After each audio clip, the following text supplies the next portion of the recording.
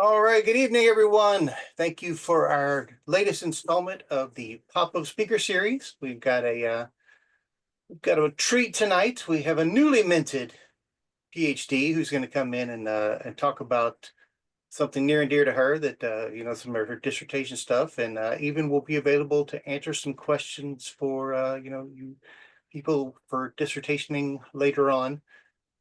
She will have some time there at the end for that if you have some questions. So I'm going to do something I don't normally do, and I'm actually going to read our intro because the good doctor wrote an intro that is worth sharing, and I have to do it. I have to. So here we go for Dr. Kim Dunson. So here we go. After spending much of her adult life attempting to save the world through her work with a large multinational nonprofit organization, Cam Dunson was dismayed to realize that the world was indeed still broken. In 2021, at the midpoint of her career and at the height of the solitary confinement that was COVID in the United Kingdom, if you know, you know, apparently, she determined to take stock of her life. Thus far, she had accumulated an MS in lifespan development psychology. 2,700 hours of listening to TED Talks and leadership podcasts. Wow.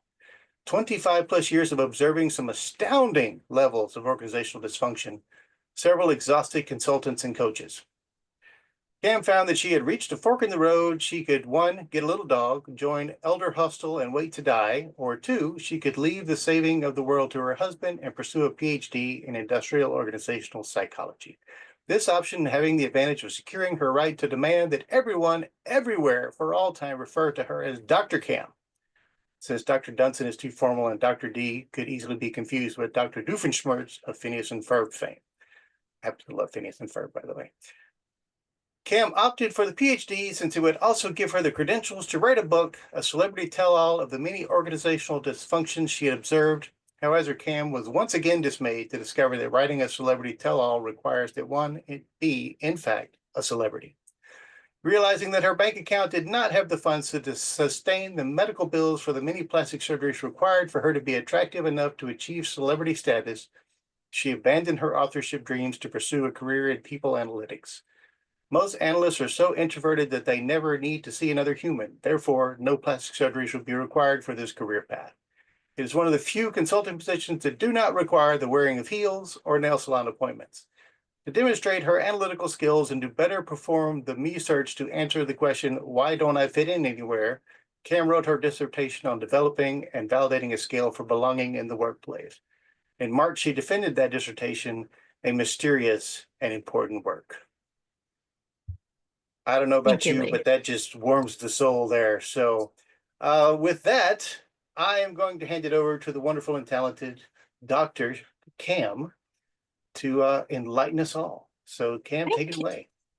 Thank you very much. I am going to, sequences are important here, and I think the sequence is that I share my screen first and then start the PowerPoint. Yes. Right. Let's talk about building a culture of belonging in organizations. As you've been told, this was my dissertation topic. And I noticed that I didn't see, as I was studying in my classes, I didn't see any studies or hardly any studies of belonging in the IO literature. You see belonging everywhere that you go. Everyone's talking about how they've achieved belonging, but I couldn't find any studies of it in the academic literature or any objective measures for it.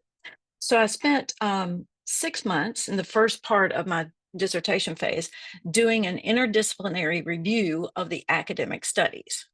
Everything I could find from school psychology. Those school psychologists really have it going on. They've been running with this topic since the mid-90s because of its connection to attachment theory. But I also looked at human resource studies, leadership theory, management studies, social psychology, IO psychology, of course, and I cataloged all these study results and then coded them. And this that I'm about to tell you is the result of that lit review. This is what I found. Now, I was relieved to get to PSYOP and attend sessions on belonging and see other studies, people that had done more qualitative studies, and find that they found the exact same things. So what I'm telling you has been shown qualitatively, quantitatively, all over the literature of many different disciplines.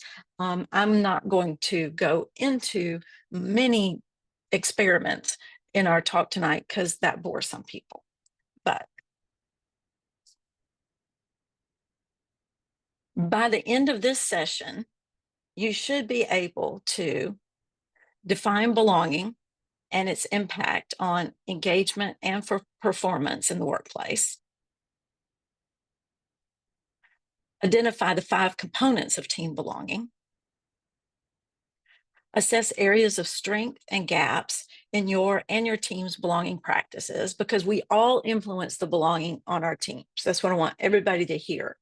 Whether or not you're in leadership, whether you're just a member of a community association, you can impact the belonging of those other members of that association. And how to develop strategies to enhance workplace belonging. So we see belonging everywhere in our culture right now. It really resonates with people. We saw this in the attendance of some of the belonging sessions at SIOP. They say that if you only have a hammer, every problem looks like a nail, right? And I know I'm the belonging lady, but I'm telling you, belonging isn't just a hammer. It's the Leatherman tool of team building. One of the most impactful studies of belonging that I saw in my literature was from school psychology. And did you know that if you take a child that is at risk of becoming a school shooter and you surround him with social support, things like after school programs or clubs, or get him involved in a sport or whatever, so that he has a few friends, or she has a few friends, then you eliminate that risk generally. So belonging is really powerful, and it's something that impacts a lot of different variables. Of course, in IO, we're mostly talking about what increases shareholder value for our corporations, but it does impact many other variables. Now, belonging or not belonging can have a significant impact on an individual's mental health. Perhaps the most well-known study of the impact of social exclusion, being excluded in a social situation, on an individual's well-being was performed by a guy named Robert Eisenberger and his team back in 2003. And what he did was he hooked subjects up to a brain imaging MRI scanners, and he had them participate in a virtual ball tossing game on the computer screen while recording brain activity. And for a few tosses, the individuals received the toss from the 2 other players, whom they were told were other people attached to MRIs in other rooms. But actually, these other players were just the computer. And after a few tosses, the computer was programmed to have the other 2 players exclude the participant from the game, and to appear as if those other participants were only exchanging the ball between themselves. Now, this was someone who didn't know who the other people were. It wasn't something personal. It wasn't a particularly amazing, engaging fight. We're not talking about Fortnite here. We're talking about a little ball bounce game on a computer in 2003. But the brain activity recorded in those participants was identical to the brain activity that we see when individuals are experiencing physical pain. The same brain processes go off. And Eisenberger and his team coined this term social pain to describe this pain of rejection or of not belonging. Most of the literature out there is on not belonging. In organizations with a strong culture of belonging, employees are healthier, both physically and mentally, and so they take less sick leave, there's less absenteeism. Job satisfaction and engagement increase. Now, what do we mean by engagement? An engaged employee isn't just a clock puncher. They're passionate about their job, and they're willing to go that extra mile to deliver on the job. Performance and productivity increase, as does what we call self-efficacy, one's self-confidence in one's ability to do the job. And turnover decreases, as well as intention to turn over, the prediction that you're going to leave your job one day. Now we know why we need a culture of belonging. Let's talk about how to get one. Essentials for workplace belonging. 5 I call components of belonging. The first one is accepted and liked. Next is feeling known and understood. Identifying with the purpose and status of the group. Being respected and having a voice. Having a sense of safety and trust in the organization and colleagues. So let's look at what each of these mean. Accepted and liked means having a sense of being accepted and welcomed by the group. Enjoying the company of the group and the other group members. Sharing feelings of connection with other group members. And also having opportunities to spend time together. And of course, the absence, not experiencing exclusion, rejection, or ostracism, which we would see as the opposite of belonging.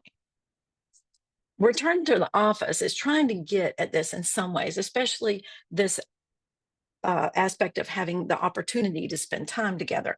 You know, when you're on, I think many of us have worked remotely before, and when you're just logging off and on of Zoom calls all day, every day, there's really no informal time. Every time is on. There's no, hey, how are you doing? Or would you like to hang out at the water cooler for a while? So having that time and opportunity to spend time together is important too.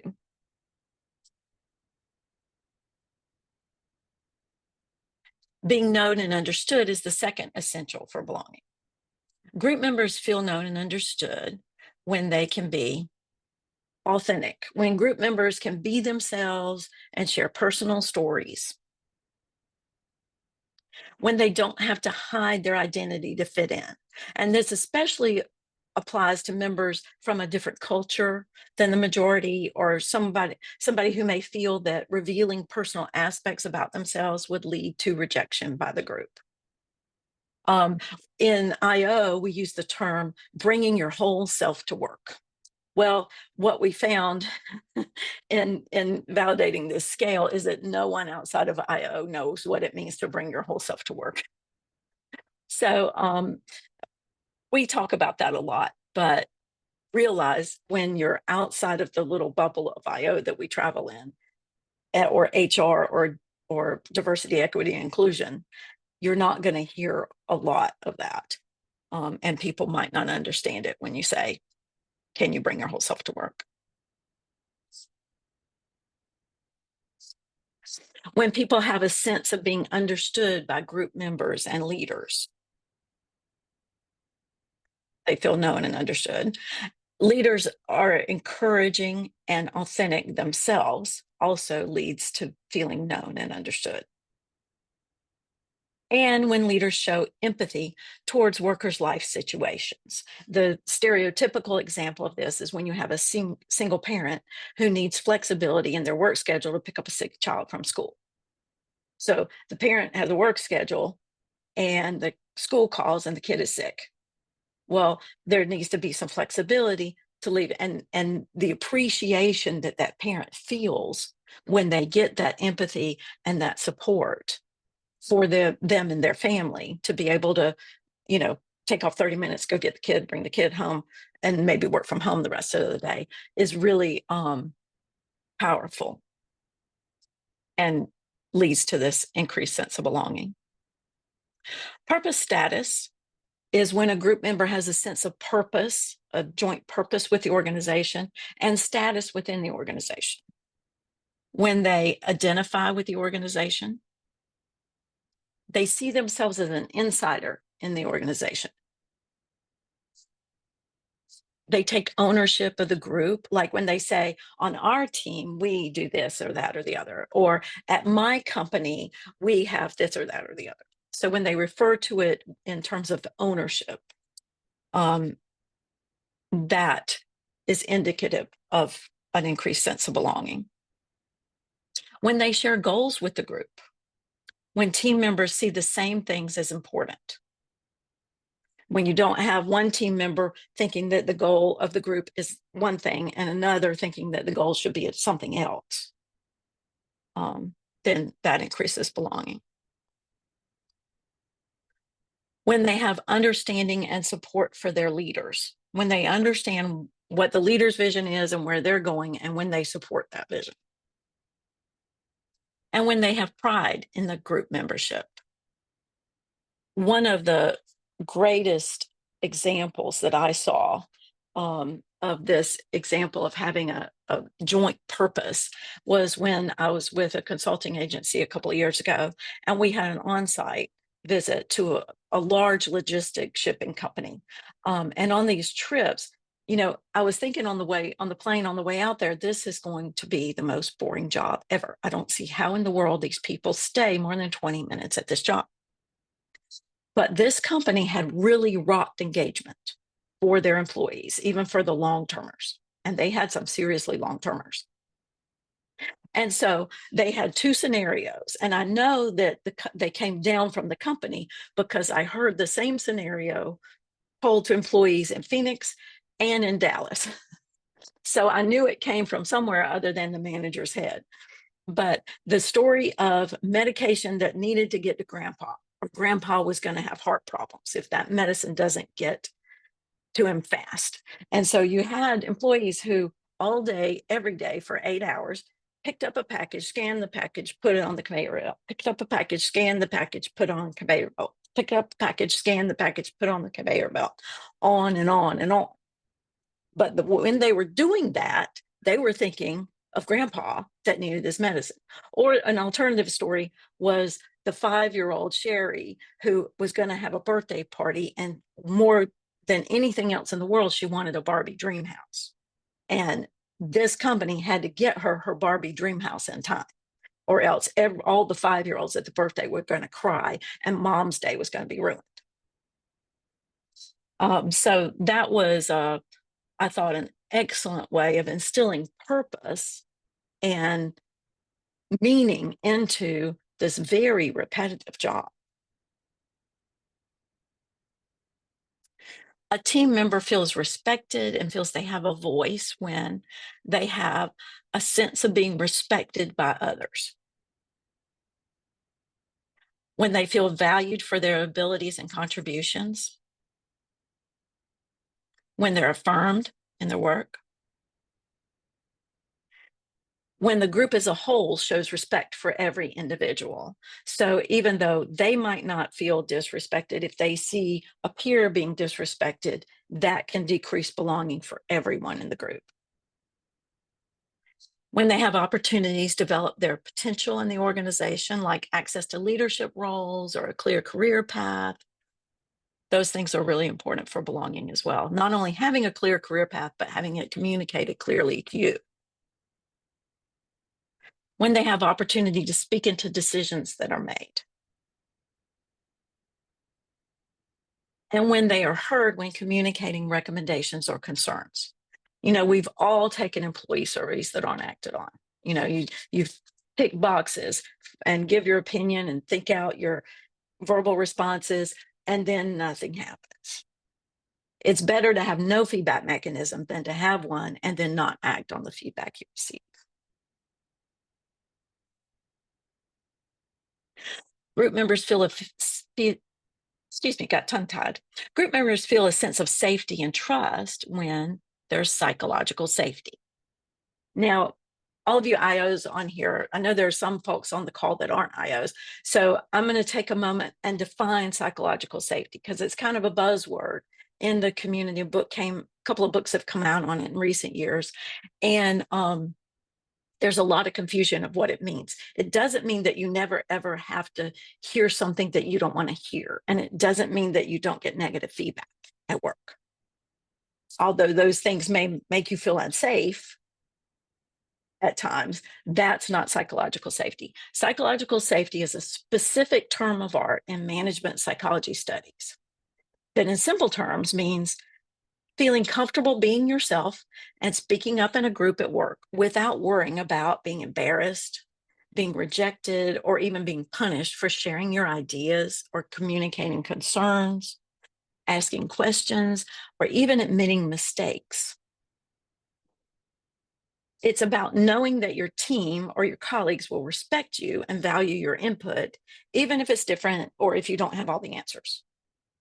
So when psychological safety is present, people feel free to be honest, to take reasonable risks and learn from their mistakes. And this ultimately helps the group or organization to be more innovative and successful. So when you have, for instance, you might have a factory, and let's say you're building airplanes, and you see that there's a screw in the door that isn't being attached properly. Is it safe to speak up, tell everybody, even though you're just a screwer on the factory line, you're not in leadership, you're not a manager, you're not the CEO. Is it safe to say, excuse me, I think we've got a problem here, we need to shut down? I know it's going to cost us $1 million per minute to shut down, but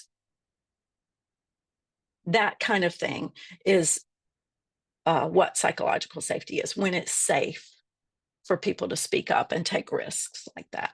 And it's an important part of organizational culture and worthy of an entire webinar in and of itself. But to continue, group members feel a sense of safety and trust when they have a sense of psychological safety. They have a sense of trust in teammates and the organization.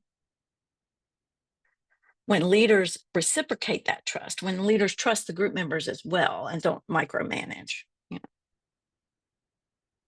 When there's equity and fairness among team members, and when everyone is treated equally, that there aren't favorites, managers don't play favorites, or there's not nepotism in the group or organization.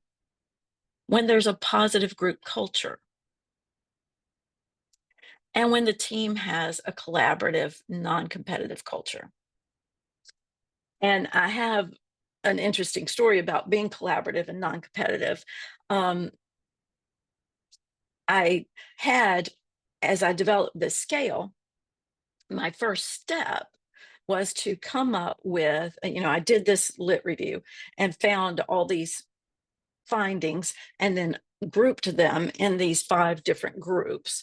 And then I came up with 8 questions to test each group. So I had 40 questions in all. And I had a team of subject matter experts. Rich Cruz was one. Thank you, Rich. Very, very helpful. Who looked at each question and each component and said, this question needs revision, or this question is good as it is, or this question needs to be thrown out entirely. And I had planned it so that everyone could just check everything's good as it is, because Cam is brilliant. Well, when Cam got 12 subject matter experts, invited 17, had 12 fill out the form. When those 12 subject matter experts weighed in, there was one particular question that I was very attached to because of this collaborative, non-competitive culture. And that question was, I'm trying to think of the exact wording, but it was, our team does not compete. A win for one is a win for all. And I really liked that question because I hate to compete against teammates. We're all on the same team. If you and I go bowling, it's me and you against the pins. We're not playing against each other. The pins are the enemy and we're the team. It's just how I roll. And so I really liked this question. No one else did. And so I had to listen to my subject matter experts, but I didn't listen carefully enough. I didn't throw it out before I did the pilot study. So the next step of this validation process was to do a pilot study with 70 respondents, taking these 40 questions. And do you know that and then you look at different metrics. And I'll get into those at the end so that people that are bored by that will can log off and go about their lives. But when I looked at the reliability, the validity, the inner item connectedness of the survey, there were 3 items. That was one of them that the subject matter experts didn't like, that the analysis didn't like, that respondents frequently left blank, and that were so poor that I could not even run a confirmatory factor analysis. The R program seized up on me. And that's when Cam learned that collaboration is a really good idea. So thank you and shout out to my subject matter experts for calling me on that. After I ran the pilot study, I whittled it down to 5 questions for each component. And so I had 25 items. Generally, shorter surveys are better because usually when you're going to ask somebody this question or these questions, you're also going to want to ask them other things as well. And if you have a 45-minute survey, nobody's going to finish it. So you want shorter surveys. You get more thoughtful completion and you get more completion rates. So my items that survived to the validation study from accepted and liked were, I believe that my coworkers like me. I feel connected to my coworkers. I feel included in activities with my team. I feel accepted by my team. And I believe that my coworkers genuinely care about me. For known and understood was, I feel that my teammates understand my unique perspective. I can be myself at work. In our team, we empathize with each other's challenges. At work, I can share personal stories without fear of judgment. And team members provide encouragement or support to me as needed. Think about the single parent who might have to have a team member cover for them while they go get the kid.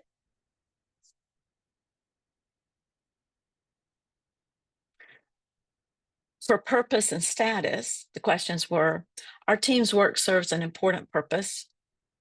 I'm committed to my organization's goals. I'm proud to be on my team.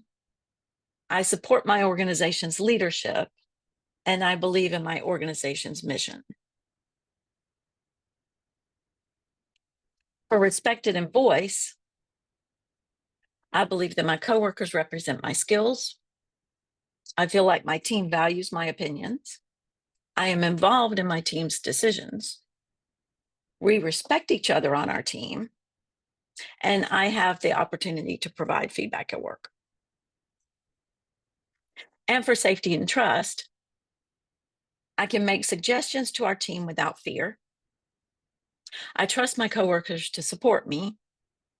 I feel that our team is fair and just. Our team has a positive culture. I can rely on my coworkers to do their part.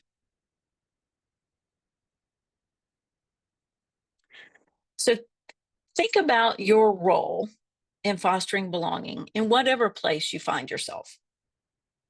Now, while this study was only validated with people thinking about MTurk workers, thinking about their workplaces,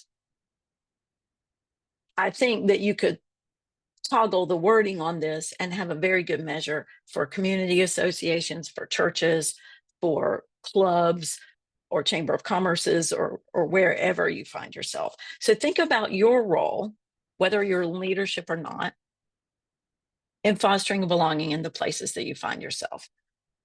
What one action could you take to foster a culture of belonging?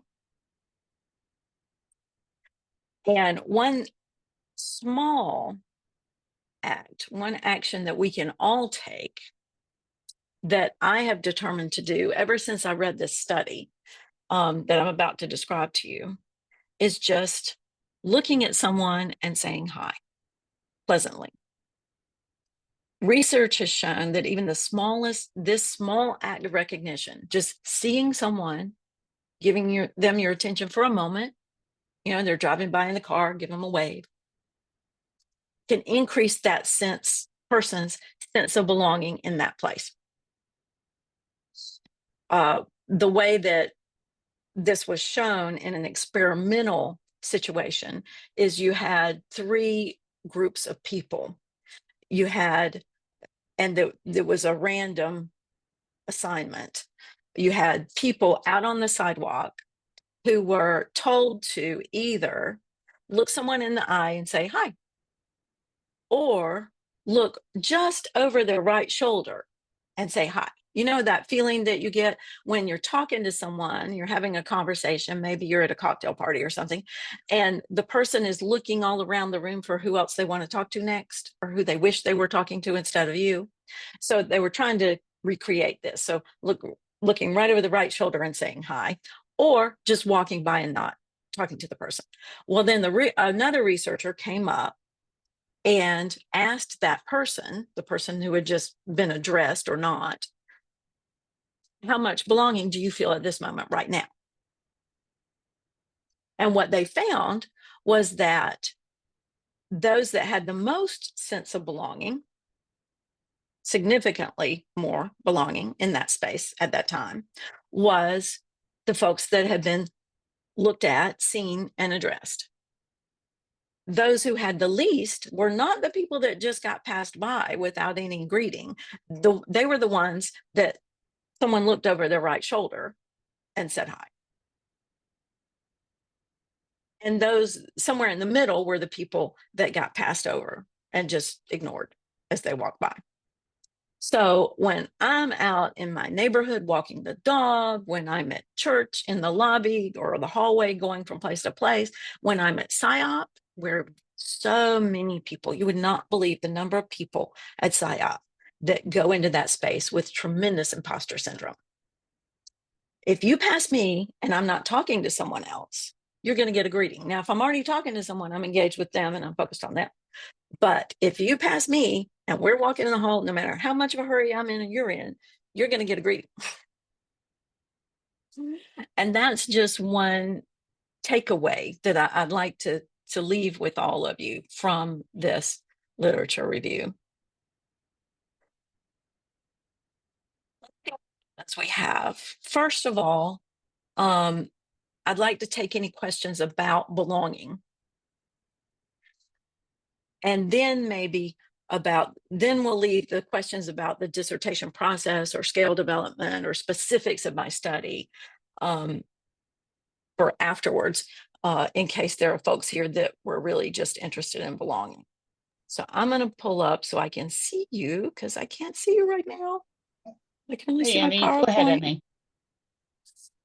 Hello. Let me go ahead and lower my hand there. I had a question around, I guess, an interesting dynamic I have noticed at a couple of organizations is that there is high level of belonging, or as I was, kind of seeing your questions, I would think that the team itself would respond very high to the belonging as far as on the team, but then you kind of migrate out to the organizational level, and I would think that in those scenarios, from the feedback I've received leading those teams, that the organization doesn't feel like belonging, but the team itself is kind of a nested culture and within it, right? And that team has a high sense of belonging and the organization doesn't. Are you seeing anything, or have you seen anything that really kind of would help mitigate that? I've had that happen at a couple of organizations, right? And it's interesting dynamic where the team feels very close to each other, but do not feel close to the org, or the values of the organization or the leadership and the organization, which was kind of embedded in some of those questions you were reviewing there. So just wanted to throw that out as a dynamic that I have personally worked in at more than one organization, and maybe anything you saw related. No, I mean, if you've ever heard of the concept of trauma bonding, sometimes if you have a team that feels like they're all under attack, then they can bond together and have a really strong sense of belonging as us against the world. But yeah, that's an interesting observation. I appreciate that.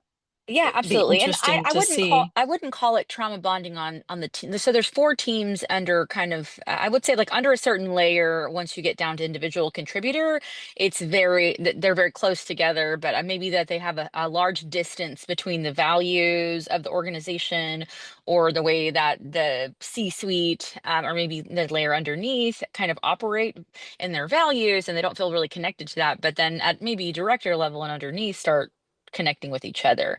And so it's interesting dynamic that I've just noticed. So I'm going to go Mhm. look and maybe see if there's some research in there because they don't feel like they belong to Yeah. the org, but they feel like they belong to the team, which is interesting.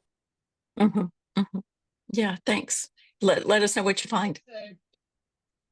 There's a couple questions in the chat, but I want to go to Jeannie first, and then we'll go to the two questions in the chat. Go ahead, Jeannie.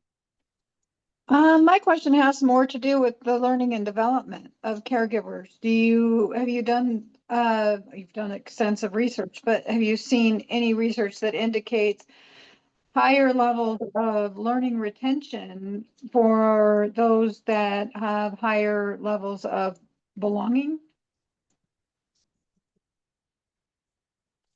Of learning retention. I don't know that I have. I can look it up. I've got a really messy spreadsheet where I cataloged every finding before I coded it. And I can look and get back to you on Okay. that. I'll have to dig through my spreadsheet, which is too messy to, yeah. But that's interesting. You would think when people have, especially, you would think especially that learning would be higher when you have safety and trust because people kind of let their guard down. They're not all stressed out. Um, but yeah, It's like you see higher rates of performance, like higher levels of performance and different things like that. But if you are new to an organization, you're already probably feeling a lower sense of belongingness to begin with, so I could kind of see, but I don't know. That just occurred to yeah, me. yeah. Thanks, Jeannie. So the first question that we have in the chat is, are we able to access the scale for use in our workplace? I think that's an awesome question. Yes. You can write me and I'll send you a copy of it at this point. Later, it may be for sale. So then next question, any thoughts on how to convince organizational leaders to assess the belongingness in their culture? That can be scary. And so I think that I would approach them in a supportive way. I would approach them with the impact that it has, especially on their bottom line and on the things that matter to them as a leader in the organization, not necessarily with we need to be kinder to people, although that is important. And things do come around. But I think seeing it as I have a tool that we could use to get more out of our workers, to get more engagement, to get better retention. If you know anything about the cost of turnover, it's huge, especially when you talk about not only time, not only the cost to replace that person, but the cost to have the recruiting efforts, the lost labor while that new person gets up to speed after the old person has left, the gap, the loss of other things getting done while people are covering for the missed person. The cost of turnover is huge. And so just that alone, I would think would be attractive to someone. Also, making sure that they don't feel threatened by you know, um, by the idea of gathering data like that.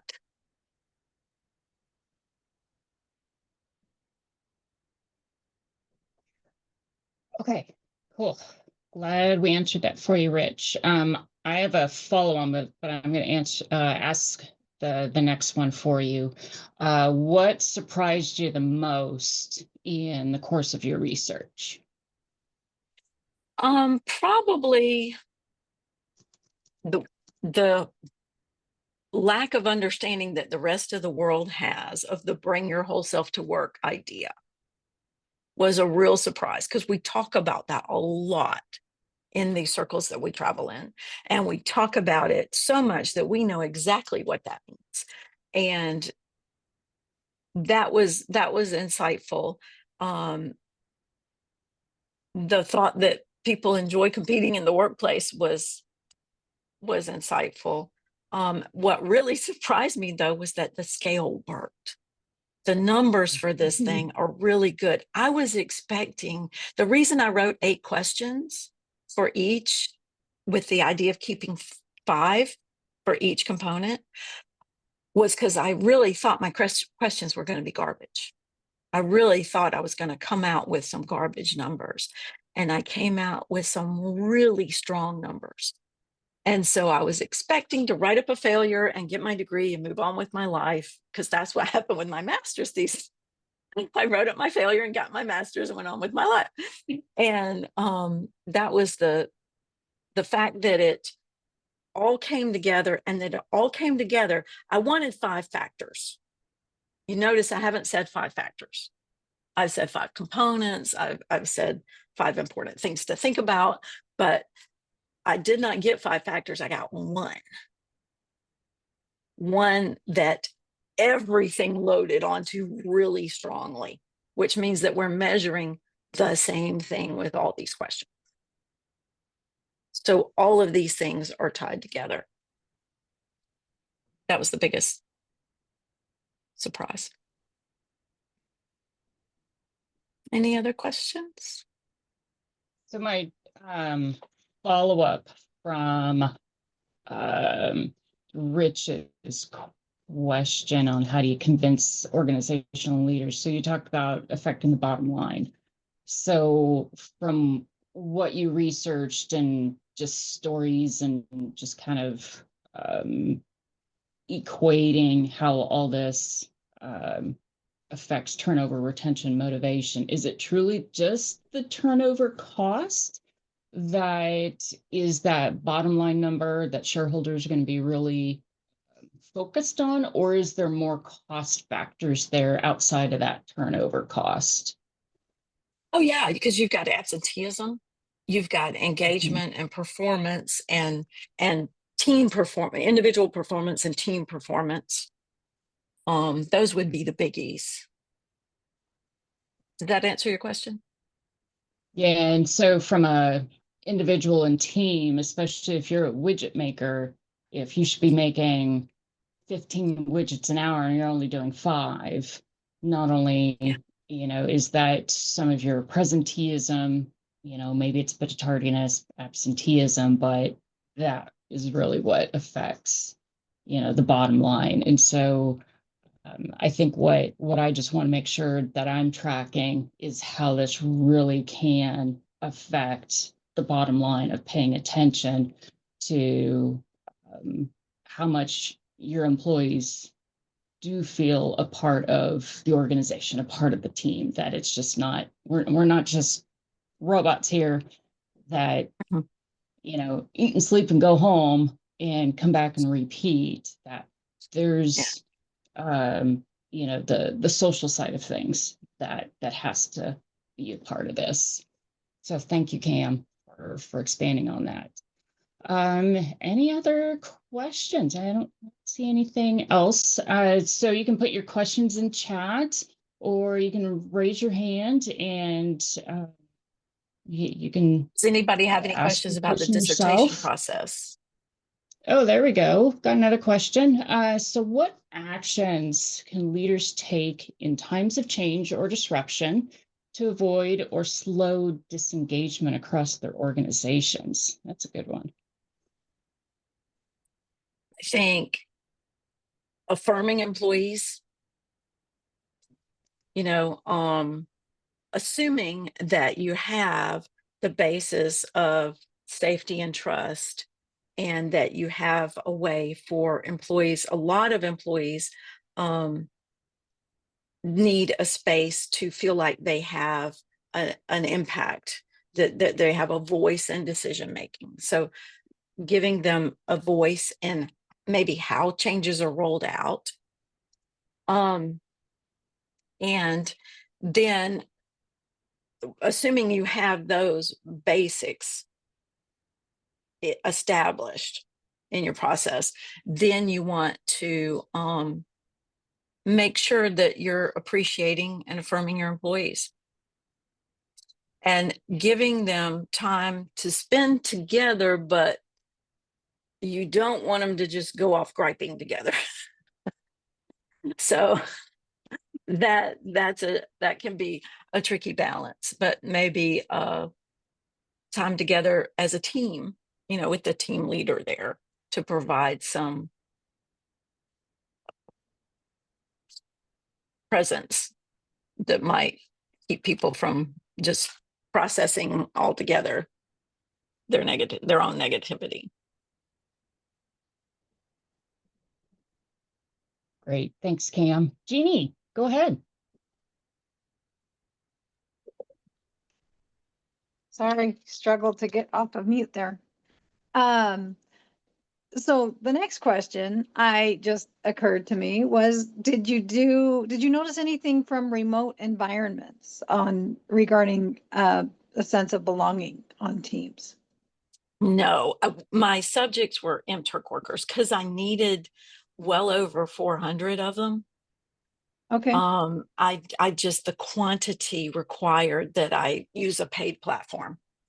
And so because of that, and being the belonging lady, I didn't want to exclude anyone.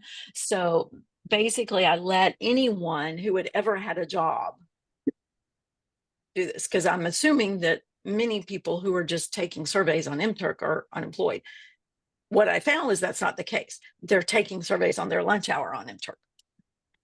So at noon, from noon to 2, tons of surveys coming. But and so I did not have a way to know or to separate reliably who was talking about remote work or not. As a matter of fact, one of my suggestions for future study would be to do it in the actual organization where everyone was thinking about the same job or the same organization when they answered the questions. And you knew that they hadn't just lied to be able to take the survey. Gotcha.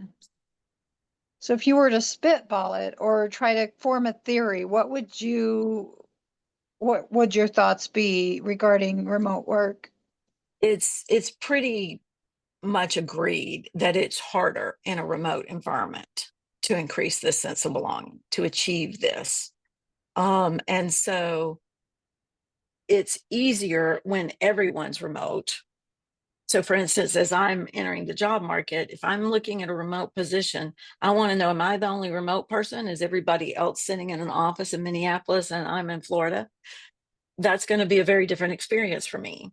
But if everyone's remote, that can be easier to achieve because you don't have dangling people hanging out there all by themselves. But it is harder in a remote environment. I would think that things like, I think we've seen an increase in things like high-low Buffalo, or, or have a Monday meeting where everyone shares what they did over the weekend, or that kind of thing, that kind of team building conversation at the beginning of a weekly stand-up or whatever, is an attempt at that. But I haven't seen any research on how well it works. Thank you. Thank you. Let me put in a good comment about the remote hybrid, that it requires a different or additional leadership skills like digital literacy. Absolutely. I've been there myself, and it's It's kind of easy to see who's never managed, led, a remote team. So what else do you have that you can add to that from different leadership skills? You're asking me or Emmy? Uh-huh. Yes. Yeah. You're the resident belonging, Yeah. Okay. Okay. expert. How does that Yes, tie in between those it leadership does. skills and the belonging? It does. My first couple years of PSYOP, I was dialing in from England. And there's nothing worse than getting all excited about your first PSYOP and tuning in. And a whole bunch of people did it last year in Chicago. A whole bunch of people had set their weekend aside and opened up the app to see that keynote address, and it wasn't being streamed. So yeah, you gotta make sure your tech works and that it works smoothly and that you can do it in a way that feels natural. Um, even your distance from the camera. If the leader is way back here, it doesn't look as natural. Yeah, like they're participating, that they're really interested in being Yeah. right there with you. Yep. Yep. No, that was a good call out, Emmy. And then she also mentioned that she does something called the break room monthly. And Emmy, I'm gonna call on you to explain that one a little bit more Please. to us. Oh yeah, absolutely. So we have 4 teams, it's 21 people, and very rarely do they have a chance to cross collaborate in a non-professional capacity. So it's basically a space where it's non-work talk. I usually will have a game like a Family Feud or something. I usually collect like pieces, different information about the team members, and they may either guess about each other on a Family Feud style, what responses that they gave on certain things, or sometimes it'll be just natural conversation. They'll talk about spots that they've gone to vacations, provide deals to each other, that kind of thing. But it just gives them like a natural place for them to know this is going to be non-technical conversation. They're technical resources, right? They're all developers, or architects or data analysts, and so just to give them that opportunity to connect and collaborate. And we do 1 or 2 in-person events a year as well, but this is kind of the regular cadence that just really alleviates that disconnection. And once a month we found is a good cadence for that, and we do a couple of other things as well here and there throughout the month occasionally, but that they always know they'll be able to hang out with their coworkers in that hour or 2 hours that we schedule every month without having to do the tech talk.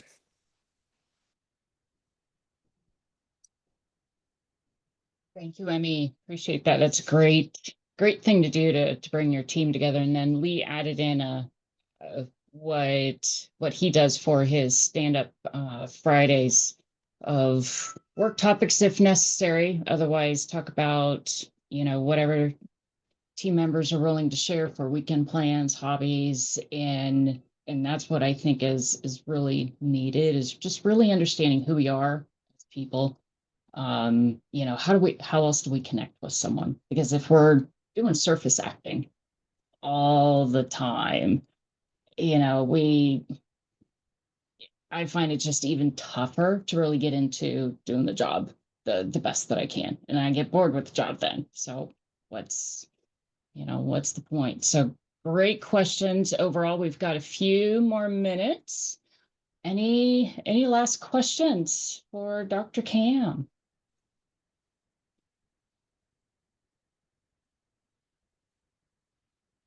I have one more quick question. What interested you in this topic of belonging, and how did this become your interest for research?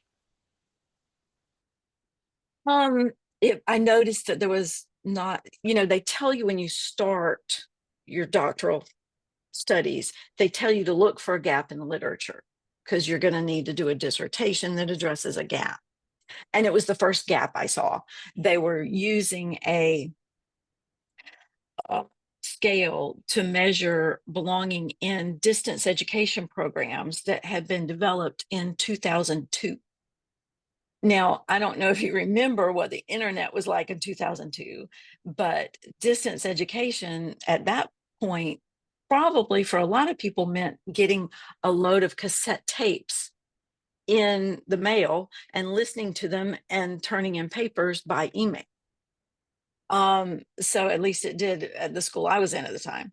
So I noticed, why are they using this really old, outdated scale? And then I was really more interested. This is going to sound like I'm not interested in belonging. Of course I am, but I was initially more interested in being able to demonstrate my scale validation skills. And I wanted to be able to show that I could do that math and that I could use R.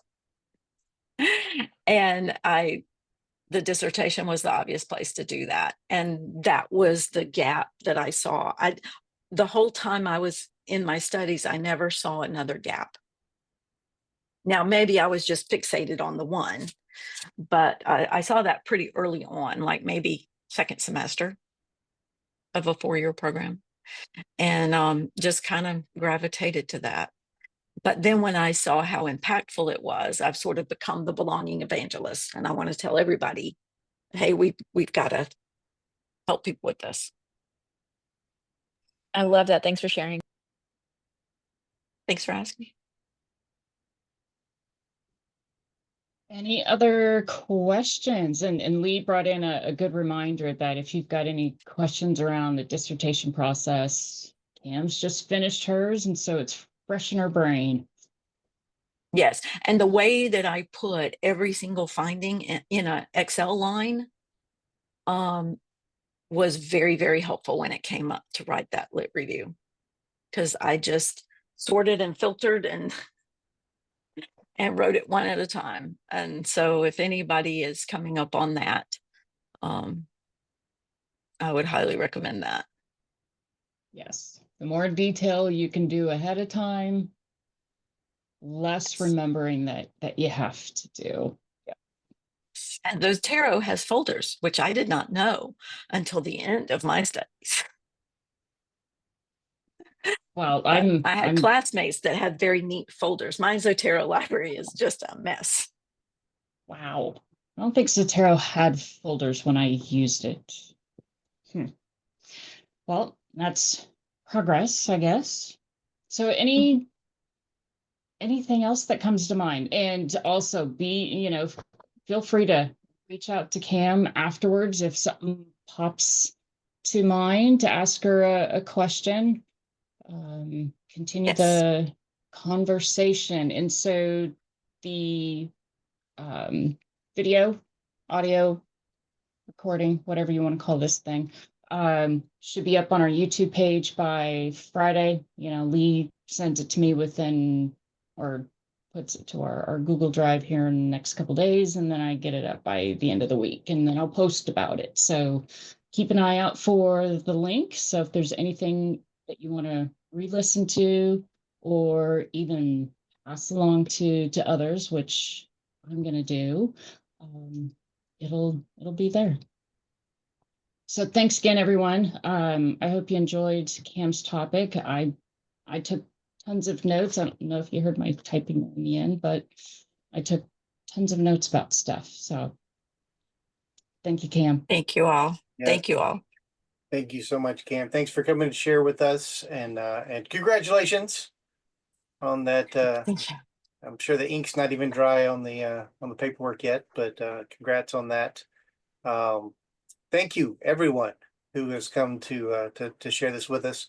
And as Pam said, the link will be up, so please feel free to watch it again if you want, or to share with others who couldn't be here tonight. And also, all the rest of our previous sessions are also on the YouTube page. So if you missed one in the past, you can catch up there. Quick reminder: when you close out of Zoom, you will probably have a browser window open with a post-event survey. Please take it.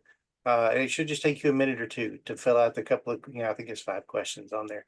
It really helps so that we can make these better for you, because that's what these are for. So please, please respond to that, so we can use that information. Like the good IOs that we are. But with that, I want to be respectful of all of your time. Thank you again, Cam, and we'll see you guys all soon. Okay. Have a good night. Thanks, everyone.